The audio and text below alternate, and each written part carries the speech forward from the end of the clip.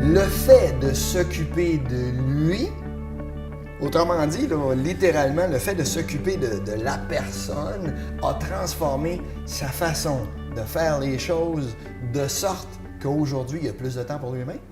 C'est exactement ça. Tout part de lui.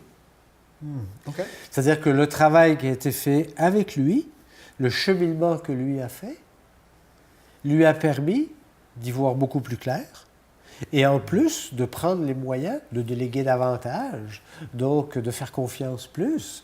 Donc la délégation, on n'embarquera pas trop là-dedans parce que c'est beaucoup plus complexe, mais la délégation permet à ce que les gens continuent d'apprendre, à ce qu'ils deviennent meilleurs. On les implique davantage dans les décisions, en tout cas. C'est tout ça. Donc c'est très clair et c'est ce que je fais avec tous mes chefs d'entreprise, avec tous les chefs d'entreprise avec qui je travaille. Ça m'est arrivé souvent que les chefs d'entreprise disant, quand je leur dis, on va passer au moins 4-5 rencontres, juste tous les deux. Puis ils me disent, regarde Gilles, moi j'en ai pas de problème, là, j'aimerais ça que tu t'occupes de mes équipes. Avant de s'occuper des équipes, on va regarder qu'est-ce qui se passe ensemble. Et en fin de compte, ils ne regrettent pas du tout. C'est après de dire, je comprends pourquoi tu t'es d'abord intéressé à moi avant de t'intéresser à mon comité de direction.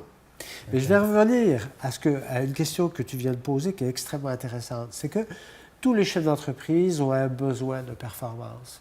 Puis si tu le veux, je vais te montrer quelque chose au tableau. Comme je le disais, tous les chefs d'entreprise ont un besoin de performance. La performance est liée à deux choses. Elle est liée à l'expertise.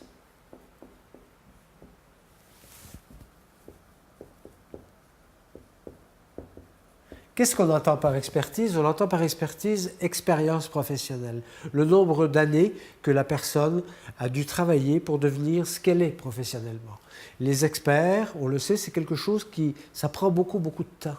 On ne devient pas un expert en 6 mois. Donc, c'est quelque chose qui se fait avec le temps. C'est quelque chose qui coûte très lourd, qui coûte très cher à l'entreprise. Mais dans une entreprise, c'est rarement l'expertise qui va venir compromettre la performance. Par l'énergie.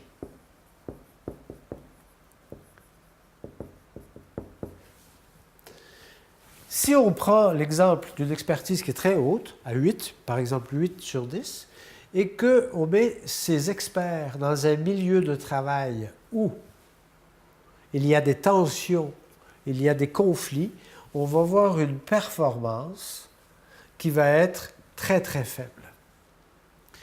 L'expertise va rester toujours la même, on va monter, on va transformer le niveau d'énergie quelque peu, et tout de suite on va réaliser qu'on a une performance beaucoup plus importante.